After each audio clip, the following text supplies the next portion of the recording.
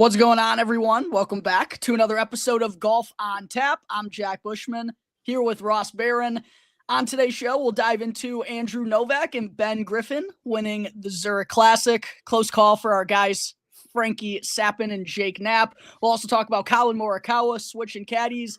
Michael Block is back at the PGA Championship, as well as our bets for this week's CJ Cup Byron Nelson. Ross, it's been a little bit, kind of a lull in the PGA Tour schedule. The Zurich and the Byron Nelson, not exactly the most star-studded fields as following the Masters and the huge Florida swing, the Players, RBC Heritage right after. Not a surprise. Most of the big names on tour want a 2-week break. We took a week off last week as well. I think it was kind of a natural bye week for everyone. So I don't know about you. Feel nice and rested, clear mind heading into the show here today. Just kind of been enjoying the Stanley Cup playoffs these last couple of weeks. How you doing heading into the Byron week, my friend?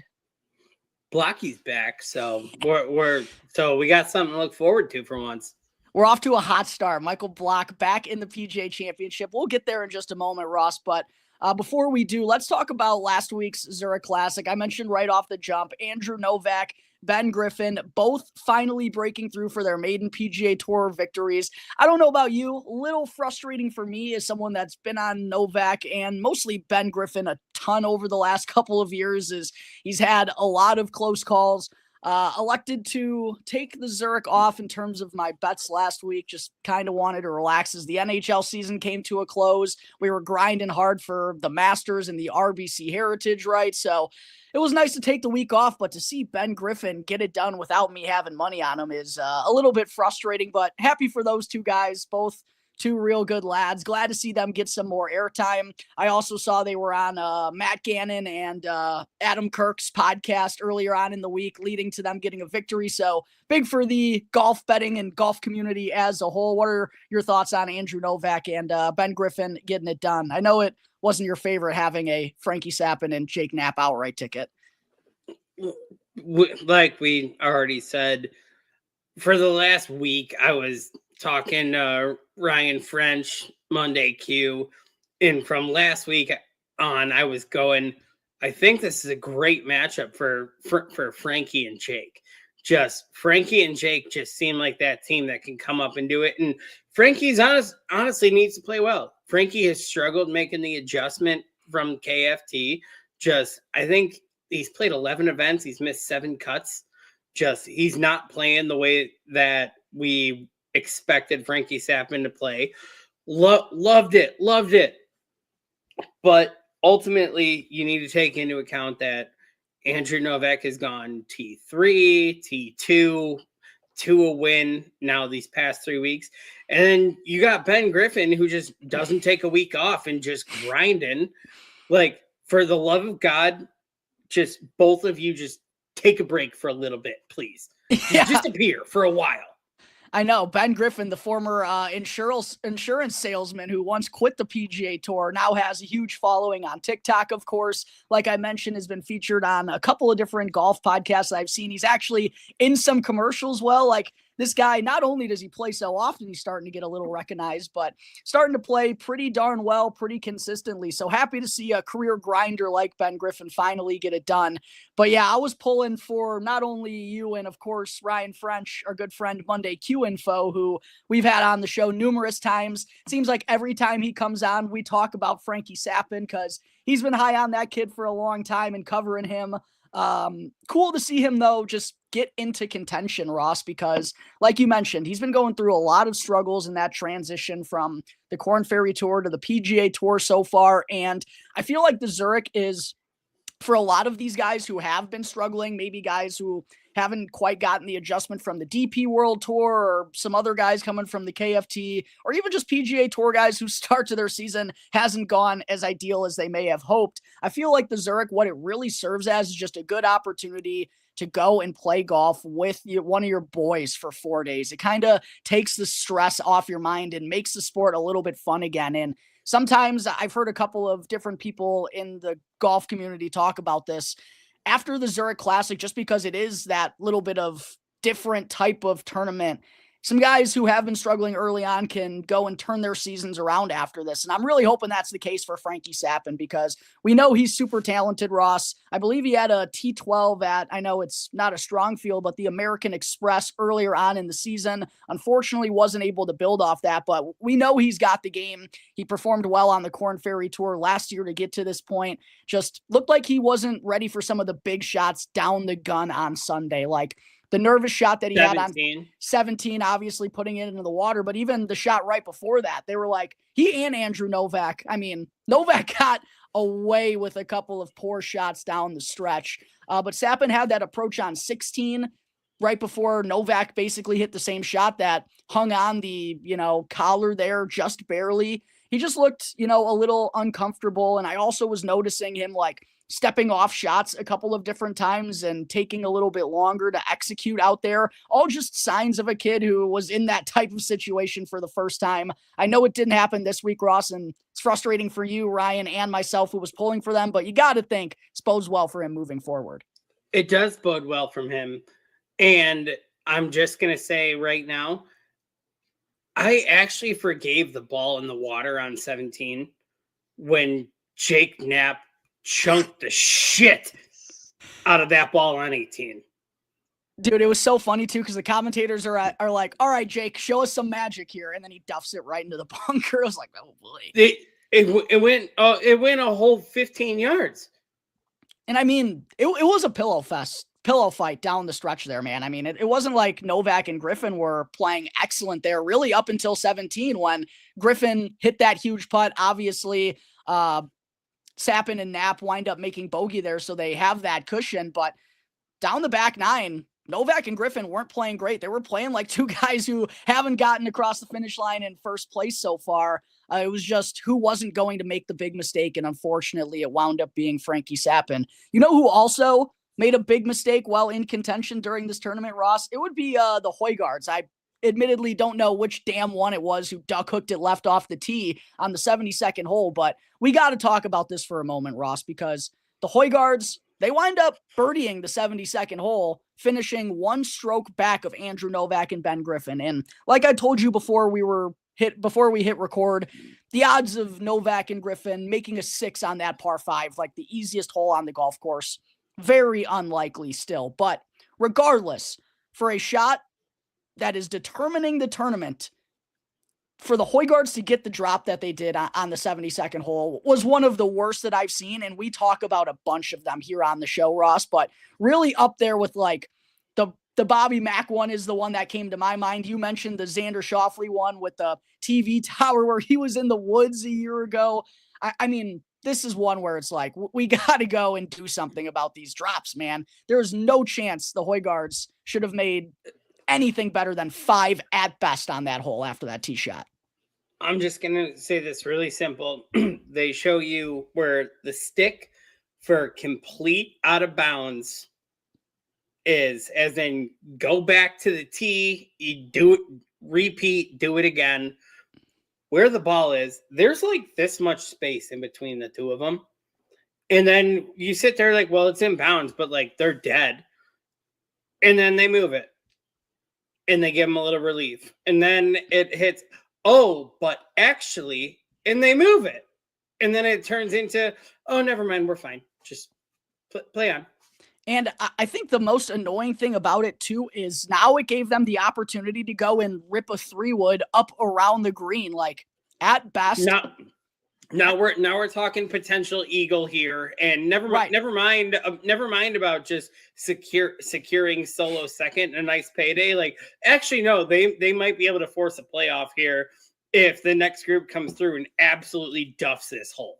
The only way eagle should be in play is if they jar a shot from the middle of the fairway after laying up, and the only way birdie should have been in play is if they had to get up and down from like 120 to 150 yards, because they 1,000% should have had to hit a punch out. And the strokes gained from where they were to where their drop was had to have been close to a full stroke, I'd imagine.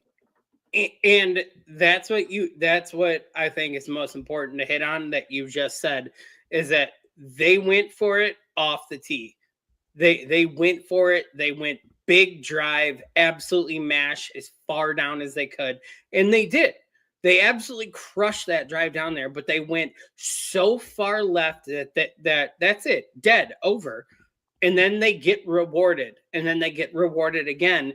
And like you said, the only way an eagle should be in play here is you're absolutely jarring it from the middle of the fairway off of a decent.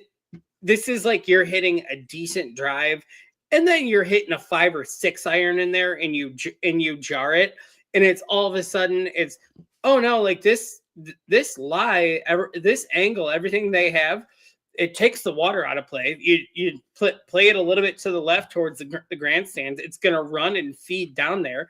And you're sitting there going, theoretically, if they hit the perfect shot from here, they actually have a perfect lie and line to go for the green and put it on in 2.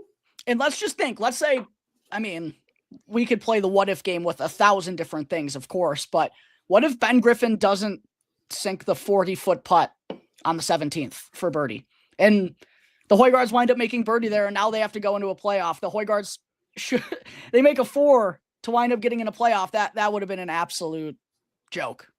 If Ben Griffin doesn't sink that putt, that's Ben Griffin and Andrew Novak walking to the 18th tee and going, wait, we're down 1? Yeah, they're toast. Ow. And with the way they were going on the back 9 too, like, I think they're toast. If they wind up going into a playoff, the Hojgaards were the ones with the momentum. Ross, I actually thought they were the ones that Frankie Sappin and Jake Knapp should be worried about, because they were the ones who were really shooting up the leaderboard on Sunday. I'm going to fully admit that at the end of the day, I went into my book and I threw a couple bucks down that there was a parlay for the playoff on Lindy in the Chevron and the Hojgaards in Zurich at like 36-1. And I went nice. I mashed it for a couple free dollars. I just sat there. I was like, well, these are the 2 hottest on both right now. I don't know why you're giving me these numbers. Yeah, absolutely. Yeah. I mean, I was thinking the Hojgaards were potentially going to steal that bad boy, but wasn't to be for them. Wound up being Andrew Novak and Ben Griffin's moment. Ross, I actually have a question for you. Does the Zurich, will this get them into the Masters next year or no? No. It won't? Okay, I wasn't positive. It counts for tour exemption only. Okay, I wasn't positive. I knew obviously it counts as you check the box. You do have an official career W. You have your exemption, your card extended, the invites from the big events and Siggies and everything. You still have to earn.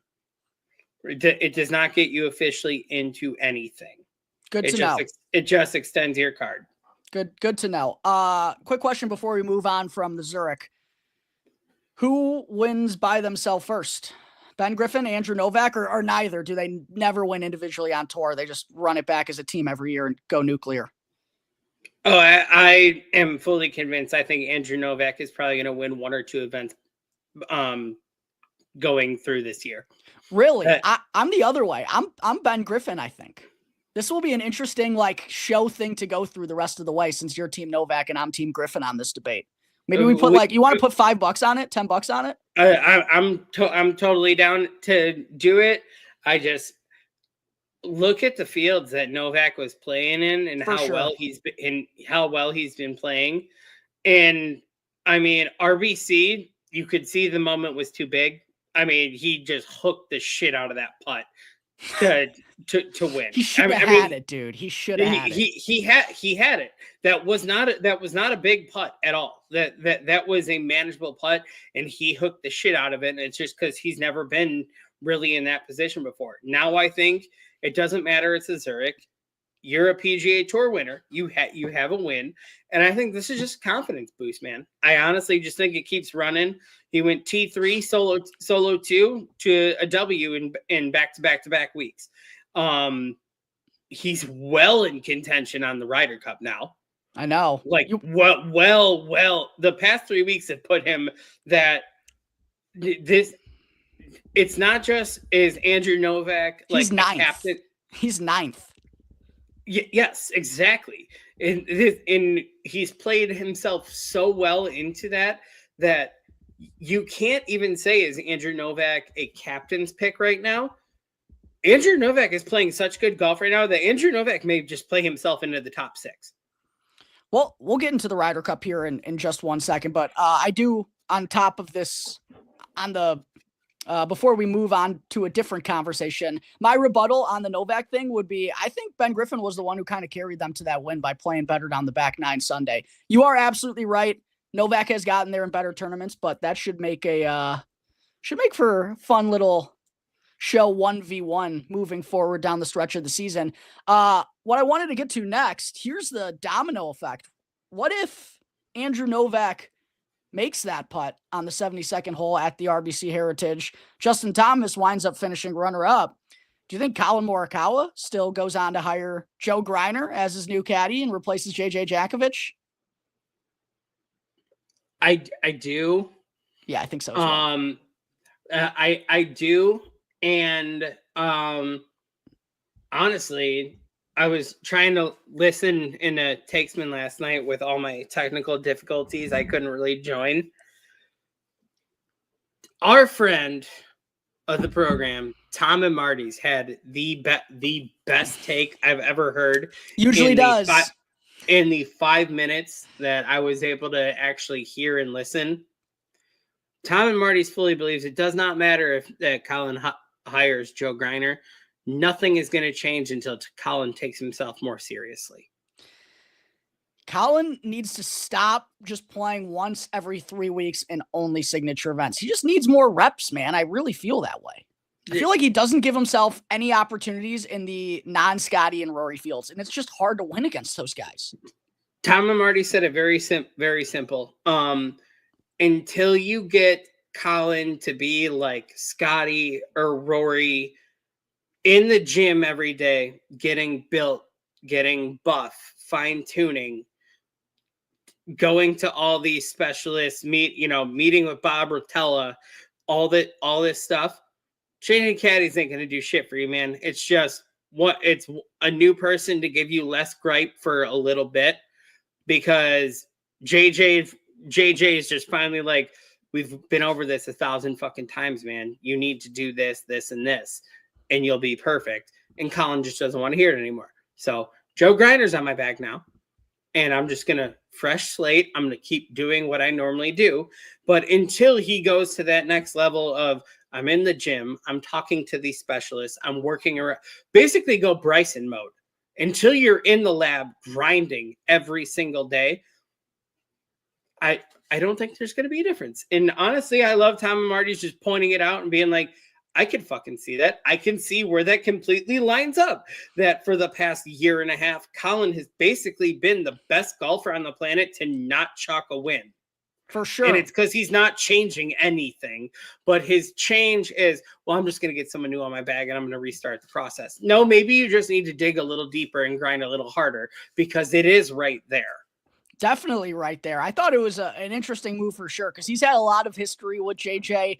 The timing couldn't be funnier, though. I mean, that was my initial reaction. I don't know about you, but just like seeing Greiner go on JT's bag for a week. Fuck me. Why can't I remember this? I was at the goddamn tournament. Who did Greiner caddy for? No, who did Greiner caddy for at the API? Did he step in for Wyndham? Was it? Yeah, because Wyndham. Does he have Big Way Dave? No. What's Wyndham's kid? John Ellis. John Ellis was out at the Arnold Palmer Invitational. So Greiner went on Wyndham's bag at the API. I think Wyndham made a push for first round leader. He might have even been first round leader that tournament. But I remember we saw Greiner go and have success a little bit with Wyndham at API. Then he goes, obviously, and joins Justin Thomas. Justin breaks the win drought at the RBC Heritage finally. And then like a week and a half later, Collin names him his full-time caddy. It's like, how can you not laugh at that progression for a player who hasn't won like a legitimate PGA Tour event, not knocking the Zozo, but like Collin winning the Zozo. Come on now.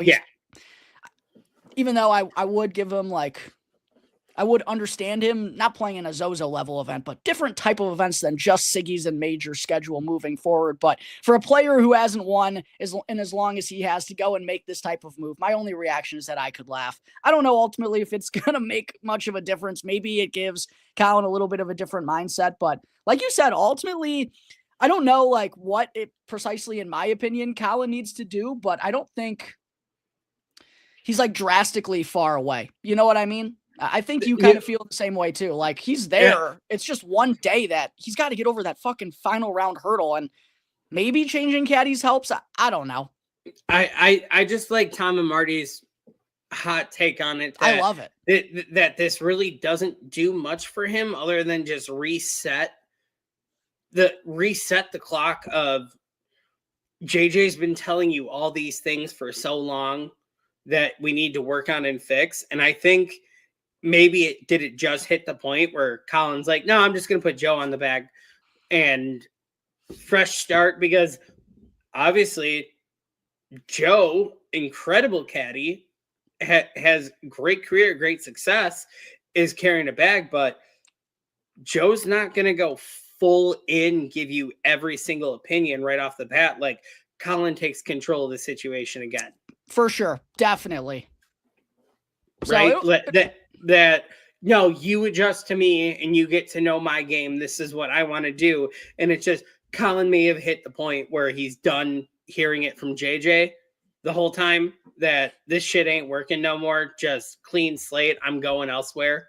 I'm going a different direction. And ultimately it's just resetting the clock that I can do what I want to do and build that up again, when really I think Collin just needs to dig a little deeper, man. I think he's got to put on weight. I think he's got to get bigger.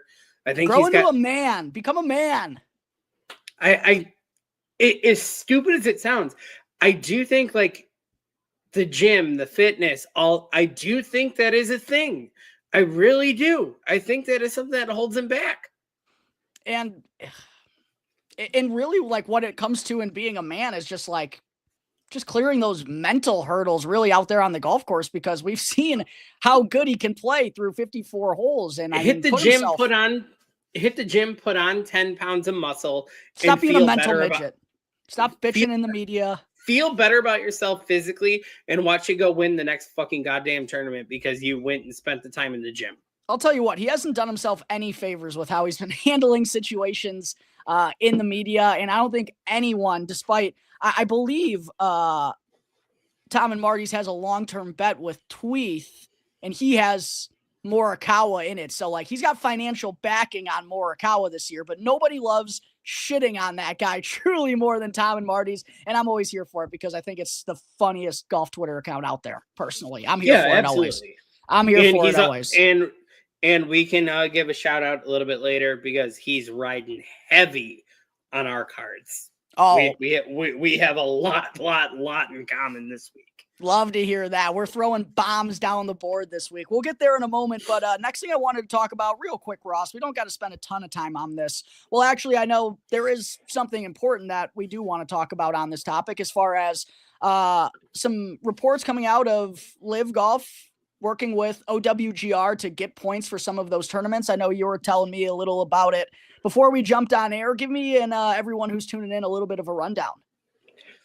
So it's finally happening after the 3.5 years. Don't say it's finally happening. We've said it too many times on the show and we're still here.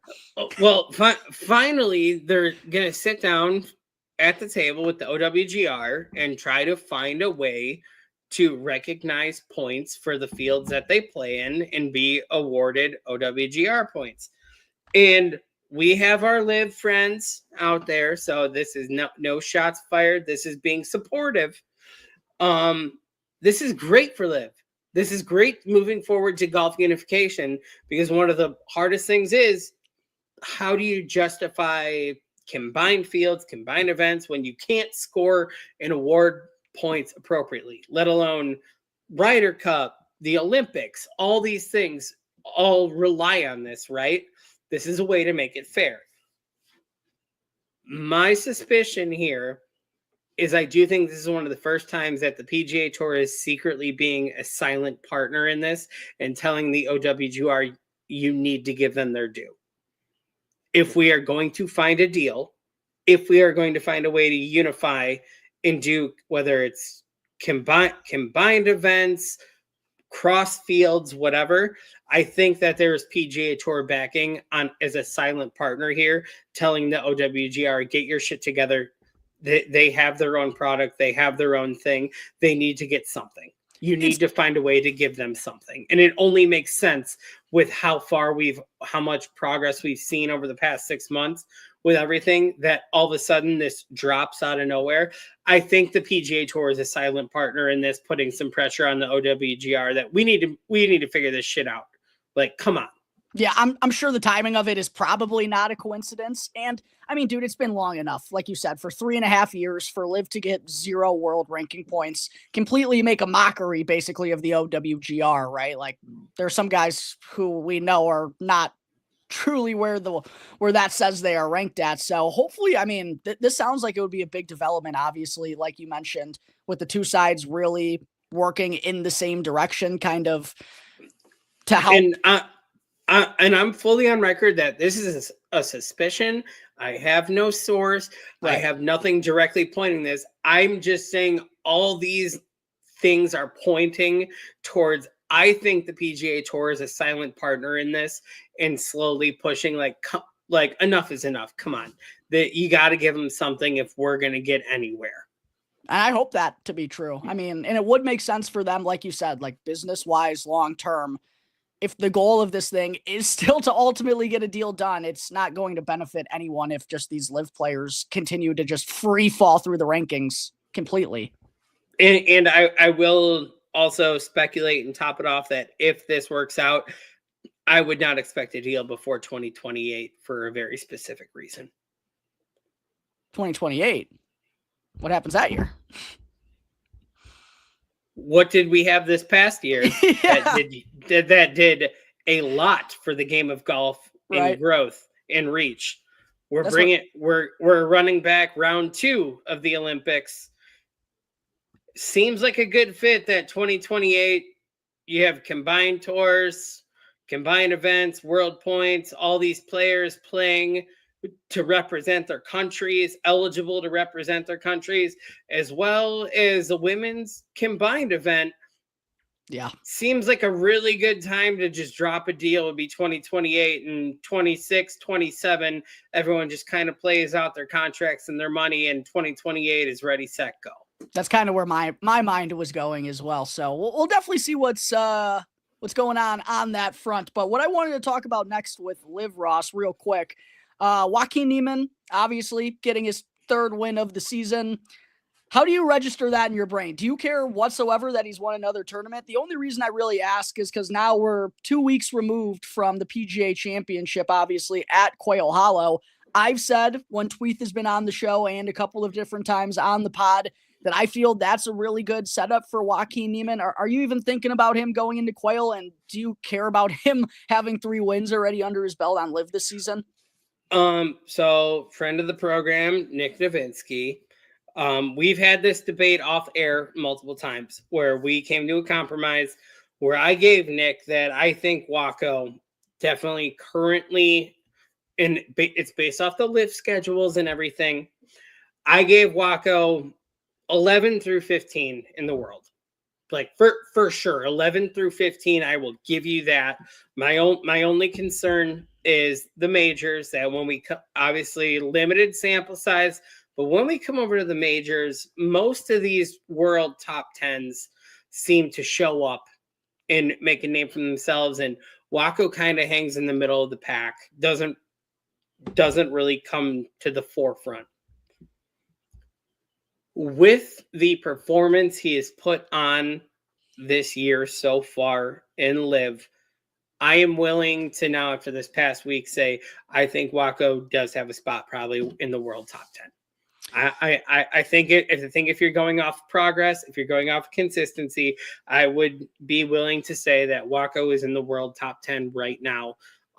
Regardless of the tour, regardless of the fields, I think just the performance is there. Was not completely happy, intrigued, whatever word you want to use, for the Masters. It is what it is, but better than normal. But the overall performance that I'm seeing and that I've seen over the past 18 months, after this past week, I will happily, bite my tongue and say, yes, I do think Waco is a world top 10 player right now. I don't know if I'd put him in my top 10, but I'd probably in that 11 to 15 bucket, kind of like you were saying. I don't really personally care about the victory on Live necessarily. That's not like what's moved my needle for Quail Hollow. I do think that's a good golf course. I don't know if I'm actually going to like bet him outright there, because without contending in a major ever in his career, no top 10s in a major, I don't see him just popping up for the first time and taking the whole thing down. But I definitely, the next two major championships should be pretty good spots for his game. And it just, again, if it feels like to me, and I hate to say this type of statement on people, but I said it with Rory at the Masters this year, I kind of wound up working out okay. Feels like if Waco doesn't fucking pop up and contend at the major championships with how well he's been playing on Live the last 2 years, it's just like, what the fuck, dude? Is it ever going to happen? Like, we know he's talented, but it's almost like he's got Collin Morikawa syndrome, where it's like the big stage is almost getting to him a little bit. And I also I do wonder, almost in a Morikawa sense, like, how hard of a worker is Waco versus how uberly talented is Waco? That's my question. So here's my only thing. Obviously, the world ranking goes off of OWGR, right? So right now, our top 10 are Scheffler, McIlroy, Schauffele, Morikawa, Thomas, Oberg, Matsuyama, Henley, Hovland, McNeely. But if you jump over to Data Golf, which a lot of people have started to track Data Golf way more, for sure, we're looking at Scheffler, McIlroy, Rahm, DeChambeau, Thomas, Morikawa, Neiman at 7. Okay, who's after him? Give me Henley, 8 through 12. Give me 8 through 12. Henley, Schauffele, Hatton, Fleetwood, Cantlay. I'd probably have Waco somewhere right around Cantlay, I think. I'm thinking I'm playing Waco at 9 or 10. I think I'm probably at 11-ish. No way. I'm taking Hatton over Neiman, I think. Until he shows me it, I'm taking Hatton. Well, I'm going to go. I would justify Hatton over. I would justify Hatton based on his prior performances in majors, that he can show up. He can show up there and play. But I think I think Hatton is even lower than Hatton should be in all these cases. I think you're tagging along that Hatton's probably like 8, 9, and you're looking at Waco at being a 9, 10. You thinking of betting Waco at the PGA? I know we still got 2 weeks. Obviously, no one's on the card probably yet, not at the PGA right now. I'm the same way. Until I got to see him mix somewhat before I pull the trigger on a major. These Live wins aren't going to do it for me in terms of enough form to go and bet him outright at a major until I see him contend. Plus, let's be honest, Rory's going to win Quail Hollow.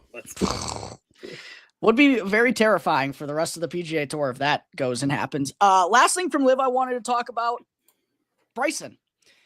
Sundays have not been his friend either here recently. He's gagged away a couple of Live tournaments now. Obviously didn't fare well on Sunday in the final pairing with Rory at the Masters. Are you concerned about Bryson going into Quail Hollow or no?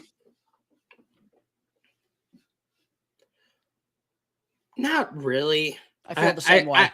I feel like it's peaks and valleys, man. I think he's a lot like Brooks, where he's over there, he's having fun, he's doing his thing, but let's be honest, it's like every other true golfer out in the world. There's 4 weeks a year that he's really focused on right now.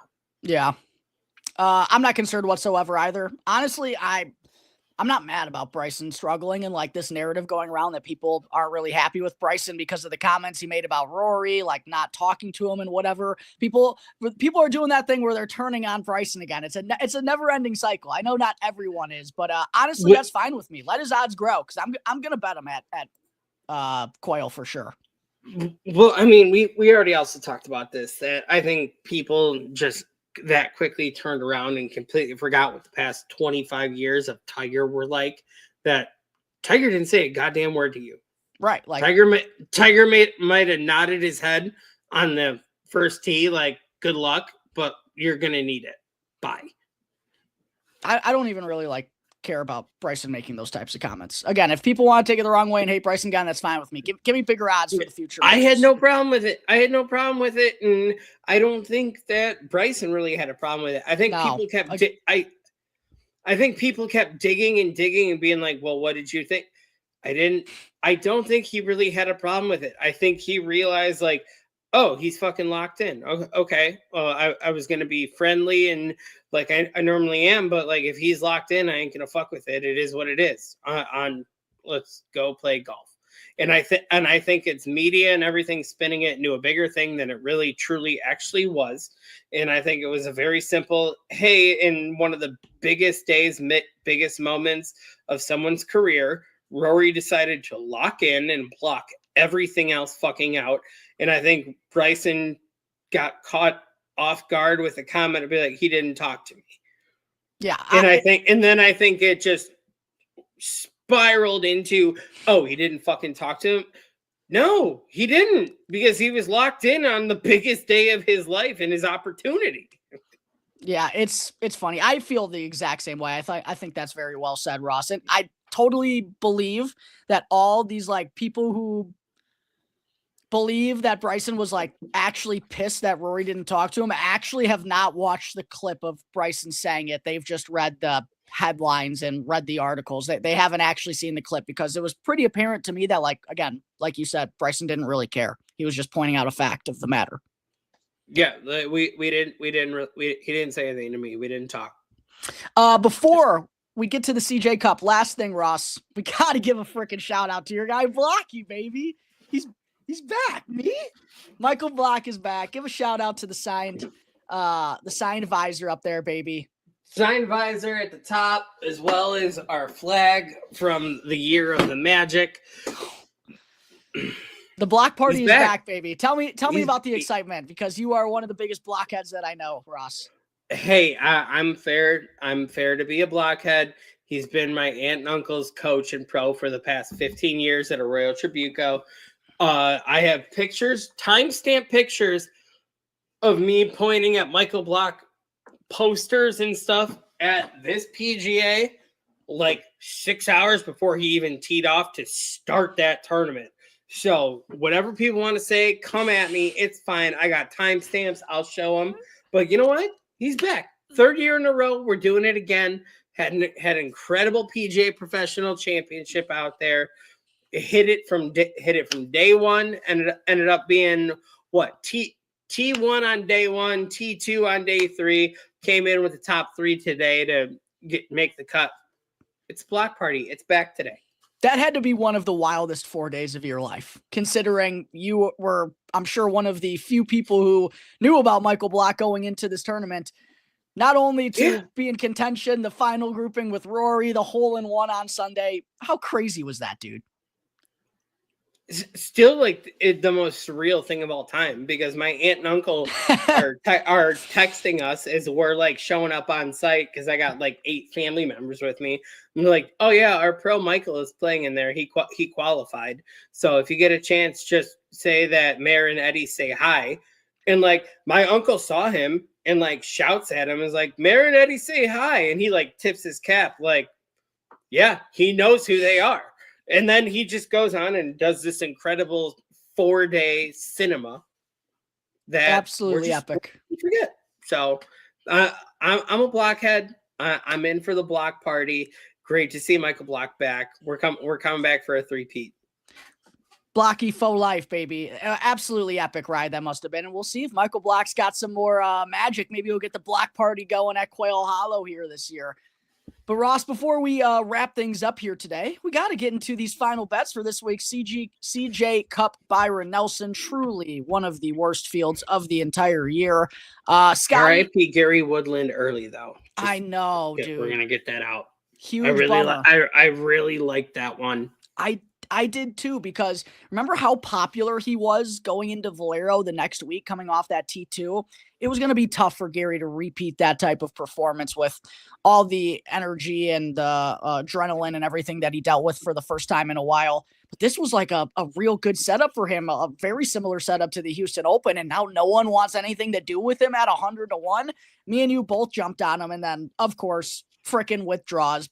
I haven't made my replacement for Woodland yet on my card, so I got to talk through some things with you at the bottom of the board. But let's start here at the top, Ross.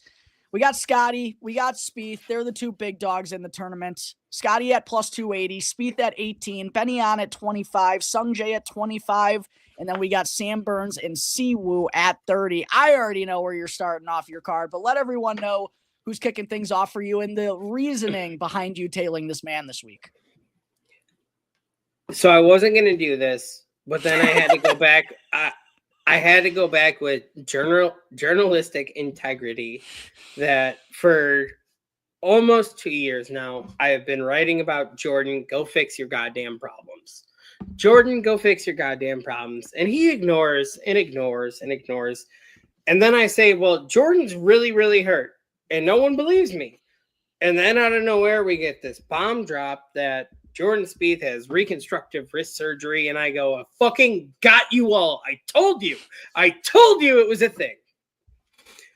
And then of course, my dumbass follows it up with, I think Jordan Spieth is going to win an event this year. I wasn't going to do it. But then I realized that we're playing in Dallas. We're playing at a course that he has a great history at. And good Lord, can I not be on it after I previewed and preach that this is going to be a thing and a bounce back and a comeback? I have Jordan at 18 because I just simply can't do the Rory wins the Masters and then JT wins RBC. I can't not have Jordan out there for when the comeback occurs. 'Tis the season to end droughts. Even Andrew Novak and Ben Griffin last week put an end to their drought. So something's going on in the air right now, Ross. I certainly understand you for backing Jordan. You've been on the show saying he's going to have a good 2025 once he gets that wrist right. And he has. He's already popped up a couple of times this year. And you referenced the really good track record that he has on this course, excuse me. I ultimately couldn't get to that number for Jordan, but I completely 1,000%. Listen, I've been there in like many FOMO situations with so many different golfers. I basically have bet Corey Connors everywhere, and then I didn't bet him at the Valero, the one place where he actually fucking wins, and then he won that thing a second time. So like I have been nut low of FOMO missouts, and I certainly understand you taking Jordan this week, so you're not aboard that train. It was high enough of a number that I could touch it, but I did go and space out my card after that to make up for it. Yeah. So many names down the board. This bad boy just feels like it's wide open, especially on this type of setup, Ross. Grip it and rip it. It's wide open, big greens, wide fairways. What are you going to say? But here's the key. I know what you're going to preview your card for our audience, but just remember that this is probably the last year we're going to get this type of card at this event, because next year they do switch to Tiff Tough Bermuda, and they are going to even out the playing field. So everything we want to play this week and we are going to play this week, none of those games are going to add up here next year when they redo this course with the Tiff Tough. I have some, we don't have to get down this rabbit hole, by the way. We have to get to the card. But I do have some question marks around Lanny Watkins getting the job to revive this place. Former PGA Tour winner who, hasn't really done anything with PGA Tour courses. I'm not saying I'm, expecting him to do a poor job here, but the PGA Tour historically, doesn't know how to make golf courses actually tougher. They just usually lengthen them. So I hope they go about it the right way. I hope you're correct, Ross. I have some concerns, though. This place is a fucking dump, if I'm being honest. from everything I've seen, that they're gonna make some changes, not a lot of changes, but they're basically gonna resod this whole thing, and they're gonna play the grass that only the elite players can play off of. Yeah, So this event next year is going to look completely different than our cards look this year. Next year, we're going to be betting the top and only the top prop, most likely. I mean, I hope you're correct, because they need to do something with this golf course. Quite honestly, I'm not really sure how it's hosting a PGA Tour event. -23 all 4 years. They've tried to make it tougher. They extended it this year. They grew out the rough to 3.25 inches, but I still think, especially with all the rain they got, it's going to be lift clean in place tomorrow, maybe even Friday. It's going to be sopping wet. The balls are going to be stopping. I think mashers and good long iron players are just going to eat this bad boy up. Hopefully some of these changes will make this a little bit more of an enticing golf course, but I didn't get to anyone at the top of the board. My card starts at 40 to 1, and I think it starts with the same guy that your next guy is, Ross. Is it Mr. Steven Jagerbombs? Or do you have someone in between? I do have Siwoo at 30 because I went really early on Siwoo. He's still out there like 28-ish. I went and I got him at 30 only because let's be honest, we go down this route all the time that wow, Siwoo plays this really well. Siwoo plays this really well. And Siwoo never plays well. But we're actually at a course where track record and history, holy shit, Siwoo plays here really fucking well. I'm pretty sure he's got 1 or 2 wins here, and then the rest are all like top 5s. Siwoo actually has never won here. I think you're confusing him with KH Lee, unfortunately. But Siwoo he does have a T2 and T13. He's been great here. You are correct in that facet. KH Lee is the one who's got the 2 wins, though. Yeah, no. Siwoo has all the top 5s, top 10s here in his career.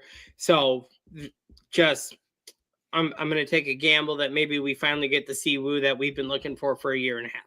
Tee to green monster on this golf course. I definitely understand it. And coming off an 8th at the RBC Heritage, kind of the first time he's popped up this year. Good spot for Siwoo. Is next Mr. Steven Jagerbombs for you on your card? This would be you, myself, and Tom and Marty's on Steven Jaeger. It's the week, baby. We might have to be drinking some Jaeger bombs if he gets the job done this week. I mean, who can take down Scotty Scheffler in Texas? It's Steven Jaeger, baby. Obviously, at the Houston Open last year, but these grip it and rip it golf courses, Ross, they just scream Steven Jaeger. And as I wrote up in my article, like 4 golf courses, the Houston Open, the Mexico Open, and Rocket Mortgage have like quite literally funded Steven Jaeger's PGA Tour career quite hilariously. He's got the win at the Houston Open. He's got a T3 and a T6 at the Mexico in his last 2 trips. 2 top 10s at the Rocket Mortgage Classic. All of those are driver-heavy golf courses that I'm looking at this week. A wide-open setup. We know, even though the driver hasn't been good for Jaeger since the start of March, he's only gained once in his last 6 starts. These setups are when he does his best work. He's gained at least 4.9 strokes off the tee in both of his starts here. And he's been playing some sneaky good golf this season. He's got 3 top 12 finishes on the year. Putts well usually in Texas. So, yeah, all aboard the Steven Jaeger train this week, my man. It would be awesome if I could get Jaeger at both his victories. Might be my favorite golfer of all time. Hey, we like money in the bank, right? Absolutely. Who else you got in this middle range, though? I don't want to skip through any of your guys. In 40 to 60, who else you got, Ross? So 40 to 60, I do have 3 here. Let me hear them. I got Willie Z. Under the radar this week. I have Willie Z, and I don't know why, but I keep leaning towards this theory that he's sneakily starting to figure out and put it kind of all. It's every other week. One aspect of his game is good. The other is off. The next week, it's whatever was off the week before is coming around. That I have this feeling that Willie Z is going to have a nice little rebound over these next several weeks, and will not be surprised if we see a dub from him in the next several as he works through the trials and tribulations and figures it out. I think he's close. I think it's 1 week this is off, 1 week this is off. When we get all together, I think Willie Z is for sure in the winner's circle. But it was a fair enough number at 40 for me to touch, and just with his strengths of what his game are, if they're on, course lines up really well for him. I actually have bad news, man. Did Willie Z WD from here? Did he today? I think he did. He did. I apologize to you. Oh, then it's out there and we're open again. I apologize to you. Hate to do that to you live on the show, but I was like, I think Willie Z WD'd today, man. At least I got it to you now before the tournament started, and you like didn't even realize. Oh, then we're gonna pivot real quick. We're gonna go Isaiah Salinda. Done. Let's rock and roll. Who else you got in this middle range though before I rattle off my next man? So if we're gonna keep going on down, after that, I do have at 55, I have Jacob Bridgman. I bet him here last year at 110. He was on my mind, and he's been getting himself in contention. So we got Jacob Bridgman has been playing really, really good golf lately. And 55 was a very fair number for me to go and tap on. And then we jump in that middle range again. I believe I'll let you give the deets, but I know myself and Tom and Marty's again are in on this one. It's nap time coming right back. Yeah, it's nap time in the Dallas area for sure. I bet him here last year was one shot back of Taylor Pendrith going into the final round, and I really expected him to win. Like, considering how well he had played through the first 3 days, obviously getting that experience a couple of months before in Mexico, just didn't have his best stuff on Sunday. Still wound up finishing 8th, gained a ton of strokes from tee to green.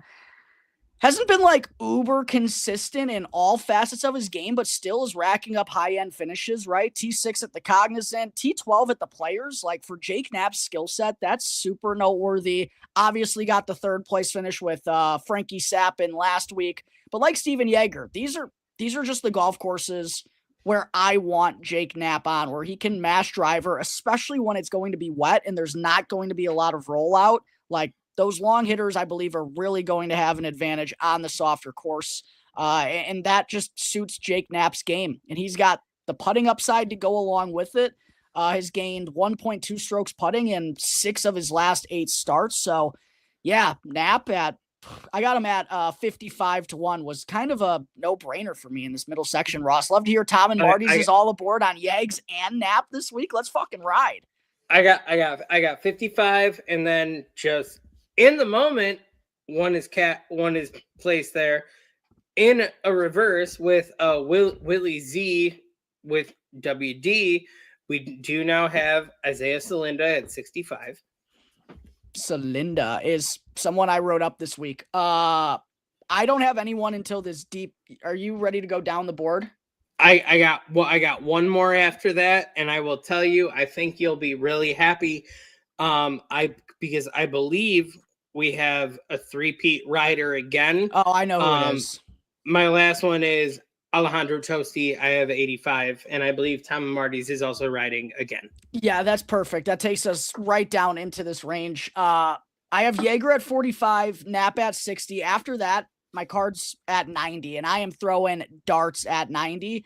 And I'm right there with you with Isaiah Salinda. I got him at 90 over at Bet Rivers in their enhanced market. I wrote up Isaiah Salinda this week. Made sure to make note of his driving distance and long iron upside. Where has that setup been required this year? Also in a scrub event, the Mexico Open and the Houston Open. Salinda was 3rd at the Mexico Open, 11th at Houston. And while he's been going through like the normal rookie struggles that you'd expect for a first-year player on tour, he's shined with the driving. He's gained a ton of strokes off the tee every single week. In 7 in a row, he's gained strokes in that department.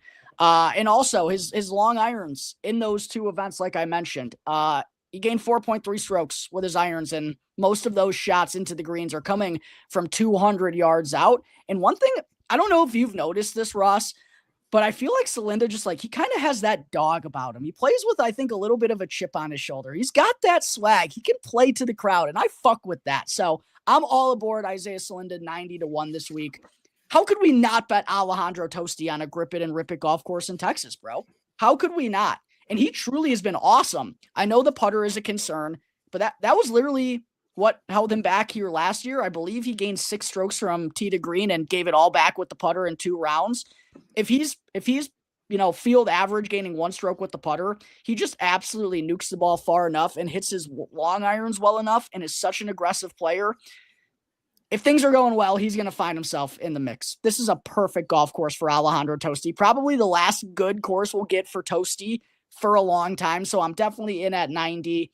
I also got Austin Eckroat at 90. He won the Black Desert Championship in the fall. And while I don't think there's like a lot of similarities between Craig Ranch and that golf course, it was a wide open resort birdie fest. And that's basically what we get at this tournament this week. So 90-1 feels good for Eckroat's upside. And I believe before he won the Cognizant Classic, he really popped up out of nowhere to get the job done. So I don't think it's impossible for him to do that despite not being in good form this year.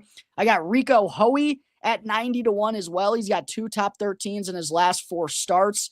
Dog shit putter, except on bent grass. And we're back on bent grass this week. So I'm hoping Rico Hoey can make those 5-footers. For now.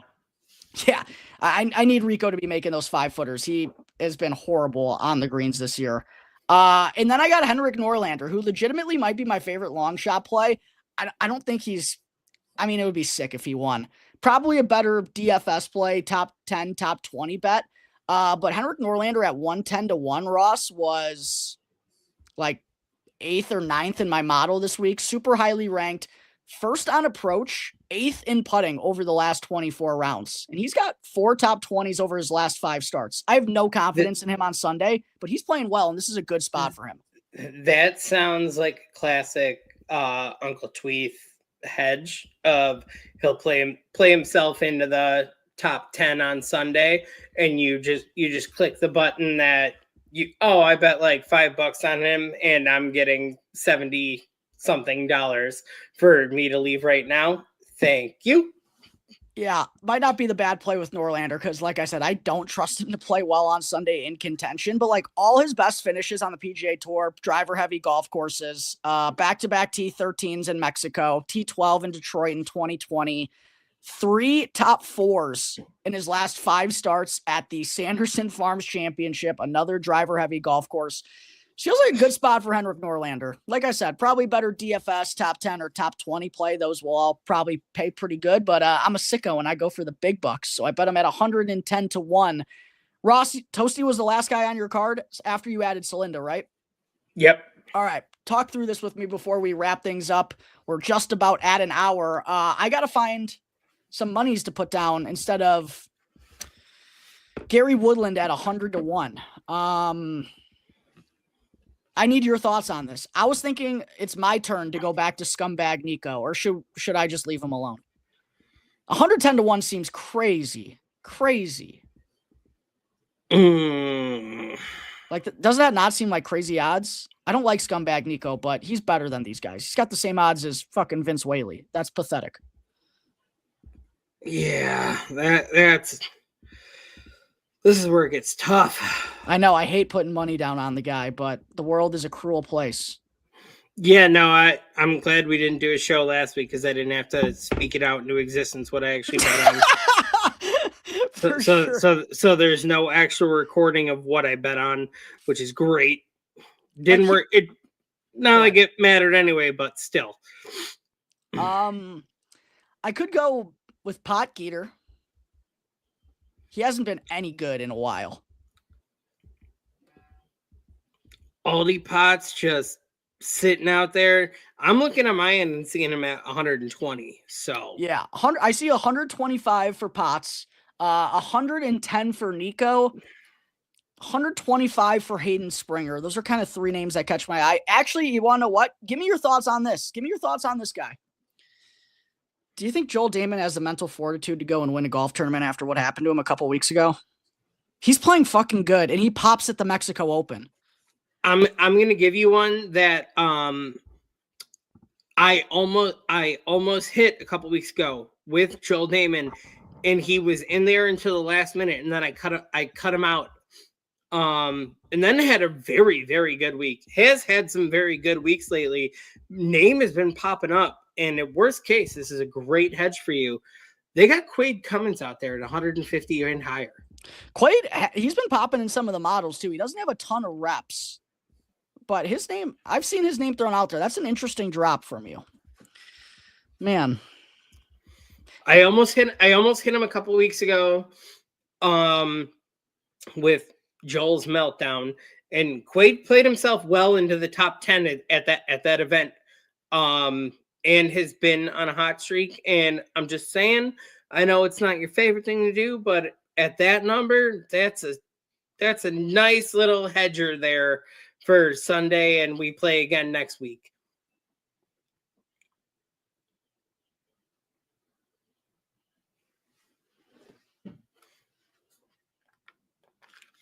Oh no.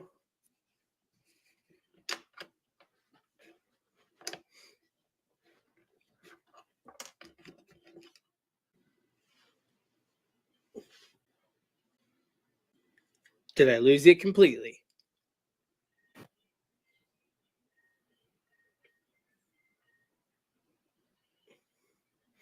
Oh no, I have zero audio.